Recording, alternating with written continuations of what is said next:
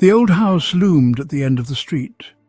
Twisted branches like skeletal fingers scraped against its rotting wood. Windows, like vacant eyes, stared out blindly. This was the house on Whispering Willow Lane. No one dared to go near it. Local legend whispered of a family tragedy, a gruesome murder that stained the house forever. They said the staircase was the heart of the horror. Every night the steps ran red. Blood, fresh blood, but who was bleeding? No one knew. One hot summer night, 4 friends dared each other to approach. They were young, they were foolish, they thought they were invincible. They were about to learn a terrifying lesson. The air grew cold as they neared the house. A low, mournful howl echoed from within. Fear prickled at their skin. But they pressed on, their hearts pounding in unison. They had to see the bloody staircase for themselves. The front door creaked open as if inviting them in. Dust swirled in the air, thick and heavy. The stench of decay filled their nostrils. They coughed, their eyes watering. The staircase stood before them, a twisted serpent in the gloom. It was old and made of dark wood, every step worn smooth with time. And there it was, the blood, pooled on the steps, still wet.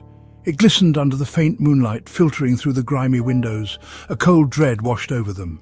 This was no prank. This was real. The blood was real. The terror was real. One of the friends, Max, reached out to touch the blood. "Don't!" hissed Emily, pulling him back. "We need to get out of here," whispered Ben, his voice trembling. But they were frozen in place, their eyes glued to the horrifying sight.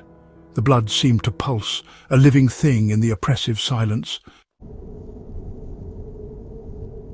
They had to know the truth. They had to capture the source of the blood. So they hatched a plan. The next night they would return with a camera. They would record whatever happened at 3 a.m. The hours crawled by. They huddled in Max's car, parked a safe distance from the house. Their nerves were on edge. Doubt gnawed at their courage. What if this was a terrible mistake? 2:55 a.m. The camera was set. It pointed at the staircase, ready to record the nightmare. They watched the clock tick by. Each second felt like an hour. Their breath caught in their throats. 3 a.m. The air turned icy. A blood-curdling scream split the silence. It came from inside the house, from the staircase. Terror gripped their hearts. They had to get out, now! They ran through the night, the scream echoing in their ears. They didn't stop until they reached the safety of Max's car. Panting, they looked back at the house. It stood silent, shrouded in darkness. The next morning, they returned, fear a lead weight in their stomachs. The camera was gone, and so was Max. The only evidence of their presence was the camera bag, lying open on the dusty floor. Had the house claimed him? Swallowed him whole like it had swallowed the camera? They had no answers. Only questions that echoed in the hollow chambers of their terrified hearts. The bloodstains remained, a chilling reminder of the mystery of the house on Whispering Willow Lane, and the friend who vanished without a trace. What happened at 3 a.m? Some secrets are best left buried.